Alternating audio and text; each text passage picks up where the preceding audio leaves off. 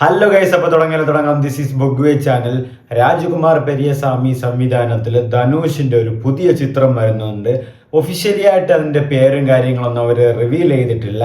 Temporary നെയിമായിട്ട് വരുന്നത് D55 ആണ്. ധനുഷിന്റെ 55ാമത്തെ ചിത്രമായിട്ടാണ് വരുന്നത്. രാജകുമാർ പെരിയസ്വാമി നിങ്ങൾക്കറിയാം, ശിവകാർത്തികേയന്റെ അമരൻ ചിത്രം തമിഴ്നാട്ടിൽ നല്ല ഹിറ്റായിരുന്നു. 300 കോടി ചിത്രം കൂടെ ആയിരുന്നു. ആ ഹിറ്റ് സിനിമയുടെ സംവിധായകനാണ്. അപ്പോൾ എന്താണ് സിനിമ, ഏതാണ് സിനിമ എന്ന് ഒരു ഗ്ലിംസ് അവർ റിലീസ് ചെയ്തിട്ടുണ്ട്. നമുക്കൊന്ന് കാണാം. D55 pooja, wonder bar film.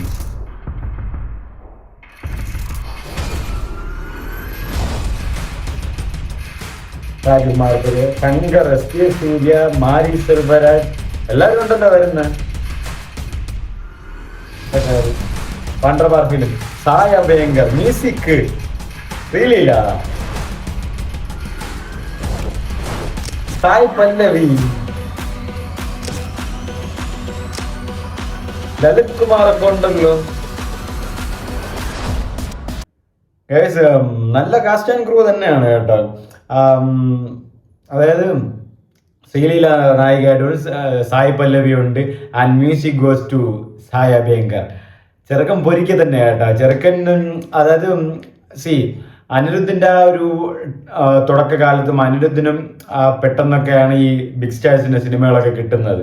അതുപോലെ തന്നെയാണ് ഇപ്പോൾ സായിക്കും ബിഗ് സ്റ്റാർസിന്റെ സിനിമയൊക്കെ പെട്ടെന്നാണ് കിട്ടുന്നത്. അപ്പൊ ആ ഒരു ഗ്രോത്ത് ലെവൽ തന്നെ ഫ്യൂച്ചറിലും പെട്ടെന്ന് തന്നെ ഉണ്ടാവാൻ സാധിക്കട്ടെ എന്നും ആശംസിക്കുന്നു.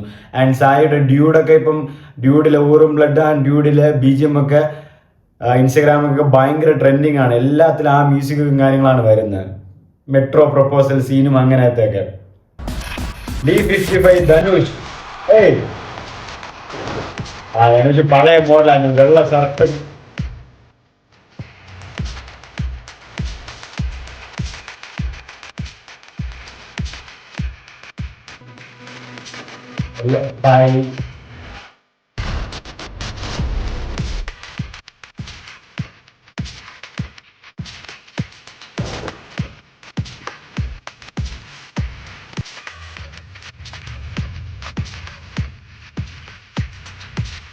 അതാണ് ധനുഷിന്റെ പിന്നെയാണെന്ന് തോന്നുന്നു.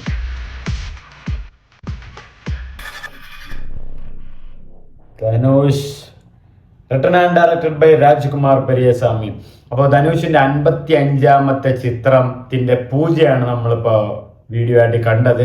അപ്പോ ഈ സിനിമയിൽ ധനുഷിനെ കൂടാതെ വേറൊരാൾ കൂടെ അഭിനയിക്കുന്നുണ്ട്. അതിന്റെ ഒരു പോസ്റ്റർ അവർ നേരത്തെ റിലീസും ചെയ്തിട്ടുണ്ടായിരുന്നു. ഐ ബിലീവ് ഇന്നലെ ആയിരുന്നു അത്. സാക്ഷാൽ മമ്മൂക്ക കൂടെ ഈ ചിത്രത്തിൽ എത്തുന്നുണ്ട് ധനുഷിന്റെ ഒപ്പം അഭിനയിക്കാനായിട്ട്. ഇനിയിപ്പോൾ നായകനാണോ പ്രതിനായകനാണോ എന്നൊന്നും അറിയില്ല. പക്ഷെ മമ്മൂക്കയും D55 രാജകുമാർ പെരിയസ്വാമിയുടെ സിനിമയിൽ ഉണ്ടാകും. അത് ഒഫീഷ്യലായിട്ട് തന്നെ അവർ അനൗൺസും ചെയ്തിട്ടുണ്ട്. ഇന്നലെ അവർ പോസ്റ്റർ റിലീസ് ചെയ്തിട്ടുണ്ട്. ആൻഡ് ഈ വീഡിയോയിൽ പേരും മെൻഷൻ ചെയ്തിട്ടുണ്ട്. ആ നായികമാരായിട്ട് എത്തുന്നത് ശ്രീലീല, സായ് പല്ലവി എന്നിവരൊക്കെയാണ്. എനിക്ക് തോന്നുന്നു ഒരു സായ് പല്ലവിക്ക് ഒരു നാടൻ കഥാപാത്രം തന്നെ ആയിരിക്കും എല്ലാത്തിലും ഉള്ളത്. അല്ലെ, ശ്രീലീലയ്ക്ക് കുറച്ച് മോഡേൺ കഥാപാത്രങ്ങളായിരിക്കും. ഇങ്ങനെയാണല്ലോ വരുന്നത്. നമുക്ക് ആ ഒരു ടിപ്പിക്കൽ സ്റ്റേജ് ആണല്ലോ അറിയാം. ചിലപ്പോൾ കണ്ടറിയാം, ചിലപ്പോൾ മാറ്റം വല്ലതും ഉണ്ടോ എന്ന് നോക്കാം. ആൻഡ് സായ ഭയങ്കർ ആണ് മ്യൂസിക് കൊടുക്കുന്നത്. ആൻഡ് സായ ഭയങ്കർക്ക് ഇപ്പൊ തന്നെ പടങ്ങളൊരു ലോഡാണ്. എനിക്ക് തോന്നുന്നത് അല്ലു അർജുൻ ഈ ചിത്രത്തിൽ സൺ പിക്ചേഴ്സിന്റെ ആ ഒരു 700-800 കോടിയുടെ ബഡ്ജറ്റ് ചിത്രത്തിൽ ആ സയൻസ് ഫിക്ഷൻ പടത്തിലെ മ്യൂസിക് ഡയറക്ടർ സായ എന്നാണ് അറിയപ്പെടുന്നത്. സായ ആയിട്ടാണ് വരുന്നത്. അത്രയും ഒരു വലിയ പടത്തിൽ തന്നെ ചാൻസ് കിട്ടും. ചിമ്പൂട സിലംബരസിന്റെ ഒരു പടമുണ്ട്, ശിവകാർത്തികന്റെ പടത്തിൽ ചെയ്യുന്നുണ്ട്, കാർത്തിയുടെ മാർഷൽ എന്നൊരു ചിത്രത്തിൽ. അങ്ങനെ ഒരുപാട് ചിത്രങ്ങളിൽ ഇനി കമ്മിറ്റ് ചെയ്തിട്ടുണ്ട് മ്യൂസിക്. ഇപ്പൊ D55 സായ ഭയങ്കർ ധനുഷിന്റെ ചിത്രത്തിൽ ധനുഷിന് ഒരു നല്ലൊരു കോംബോ വരും, അല്ലെങ്കിൽ നല്ലൊരു പാട്ട്, അല്ലെങ്കിൽ നല്ലൊരു ആ ഒരു കാര്യങ്ങളൊക്കെ പറഞ്ഞു കൊടുത്തുള്ള ഒരു സാധനങ്ങളൊക്കെ ധനുഷ് ചെയ്യിപ്പിക്കും. സായ ഭയങ്കർ ഒരു പയ്യൻ്റെ ഒരു പുതിയതായിട്ട് വരുന്ന ആളും കൂടെയാണ് കാര്യങ്ങളൊക്കെ പറഞ്ഞും കൊടുക്കും. അപ്പം മൊത്തത്തിൽ ക്രൂ കാസ്റ്റ് ആൻഡ് ക്രൂ ഒക്കെ ഒരു നല്ല കാസ്റ്റ് ആൻഡ് ക്രൂ ആണ്.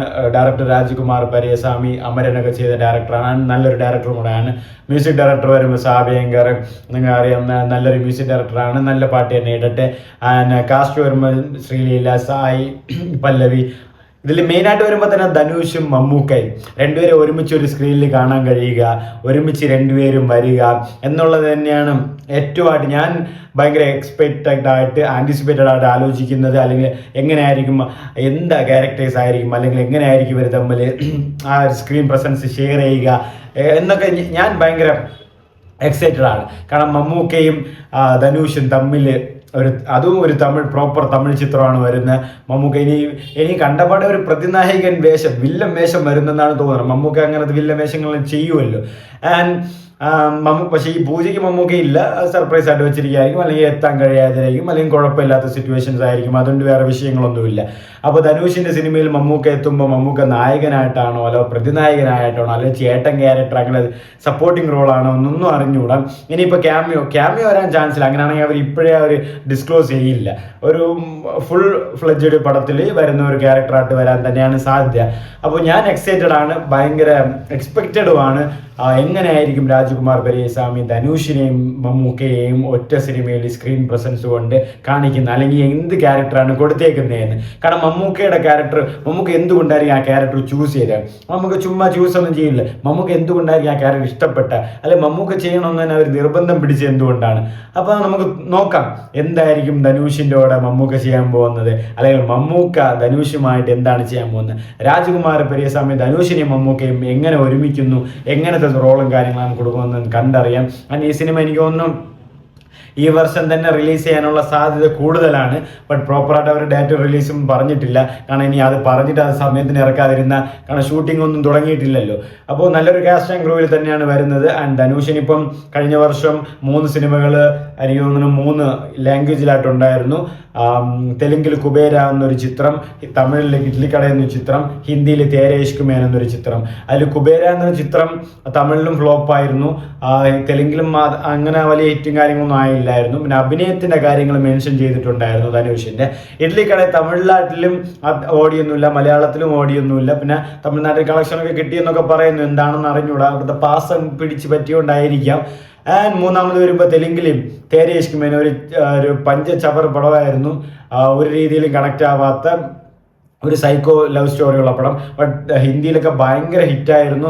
അവിടെയൊക്കെ ആ പടത്തിന് കരച്ചിലും കണ്ണീരൊക്കെ ആയിരുന്നു. ഈ സയ്യാറ സിനിമകളൊക്കെ പോലെ നല്ല ഫാൻ ബേസ് ഉണ്ട്. അവർ എനിക്കൊന്ന് ഈ യൂണിവേഴ്സിന് അല്ലെങ്കിൽ ഈ ധനുഷിന് ഈ ലവ് പടത്തിന് അവരെ നല്ലൊരു ഫാൻ ബേസും ഉണ്ട് അവിടെ. അപ്പം ടോട്ടലി എനിക്ക് ഈ 3 പടത്തിൽ ഇഷ്ടപ്പെട്ട ഏതാണെന്ന് വെച്ചാൽ, 3 പടത്തിൽ ഏതെങ്കിലും ഒരു രീതി കൊള്ളാന്നുള്ളത് ഇഡ്ലിക്കട തന്നെയാണ്. വേറെ എല്ലാം കണക്ക് തന്നെയാണ്. എനിക്ക് സാറ്റിസ്ഫാക്ഷൻ ഒന്നും കിട്ടിയിട്ടില്ലായിരുന്നു.